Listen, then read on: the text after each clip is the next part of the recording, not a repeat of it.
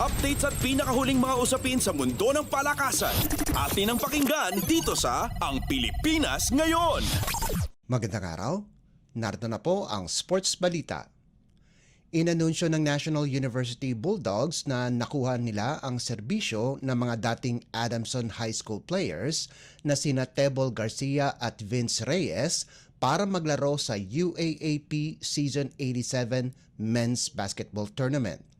Nag-average ang 5'11" na si Garcia sa paglalaro nito sa Adamson ng 12.4 points, 5.3 assists, 3.2 rebounds at 2.2 steals nitong Season 86 kung saan nagkampiyon ang Baby Falcons habang ang 6'3" na si Reyes naman ay nag-average ng 12.7 markers, 7.3 boards, 2.7 assists at 1.3 steals. Ang mga numerong ito ay sapat para makapasok sila sa top 24 ng National Basketball Training Center o NBTC kung saan si Garcia ay nasa number 5 spot habang si Reyes ay nasa number 7 ng pinakamagagaling na high school players sa buong bansa.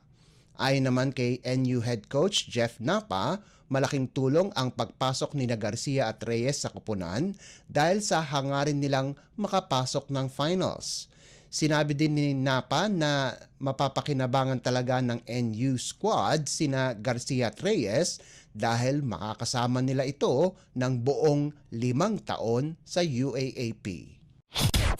Updates at pinakahuling mga usapin sa mundo ng palakasan. Atin ang pakinggan dito sa Ang Pilipinas Ngayon. Mabilis na dinispatcha ng National University ang Ateneo de Manila University 25-22, 25-21 at 25-19 para kunin ang isang pwesto sa Final Four ng UAAP Season 86 Men's Volleyball Tournament na ginanap sa Mall of Asia Arena.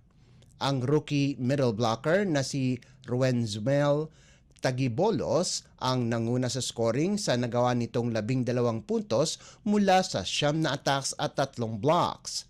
Ang panalo ng NU ay nakatulong sa Far Eastern University na kunin ang isa pang pwesto sa Final Four.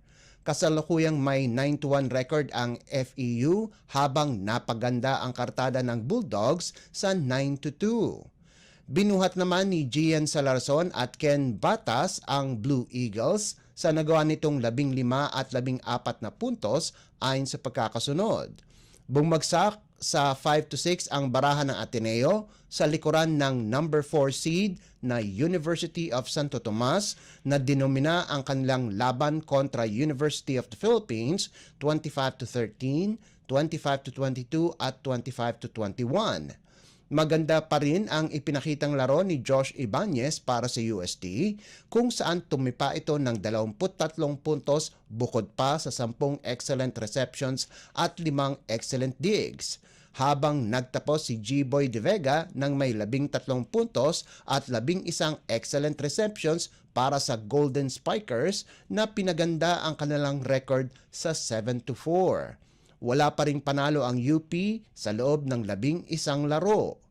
Nakagawa naman ng 12 puntos si Angelo Lagando habang nagdagdag ng 10 puntos, 9 na excellent receptions at 4 na excellent digs si JV Malabanan para sa Fighting Maroons. Updates at pinakahuling mga usapin sa mundo ng palakasan. Atin ang pakinggan dito sa Ang Pilipinas Ngayon.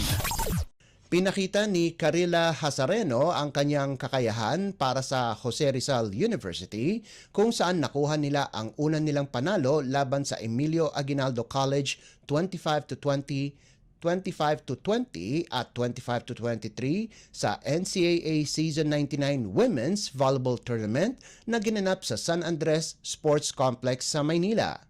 Pinangunahan ni Hazareno ang Lady Bombers sa nagawa nitong 13 puntos kung saan 8 dito ay nanggaling sa ikatlong set kasama pa ang 9 na excellent digs para tulungan ang JRU sa 1-1 record. Samantala, bumagsak naman sa 0-2 ang Lady Generals.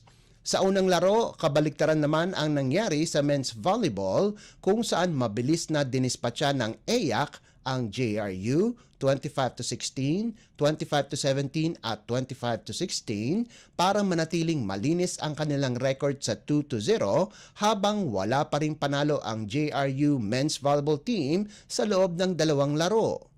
Nanguna muli si Marvin Romero para sa Generals kung saan ang veteranong outside hitter ay kumanan ng 13 puntos at 9 na excellent receptions habang nag-ambag si John Abor ng 10 markers at 6 na excellent digs para ipagpatuloy ang kanilang pamamayagpag mula sa 5 set na panalo kontra sa College of St. Benilde noong linggo.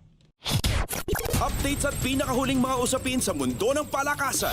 Atin ang pakinggan dito sa Ang Pilipinas Ngayon.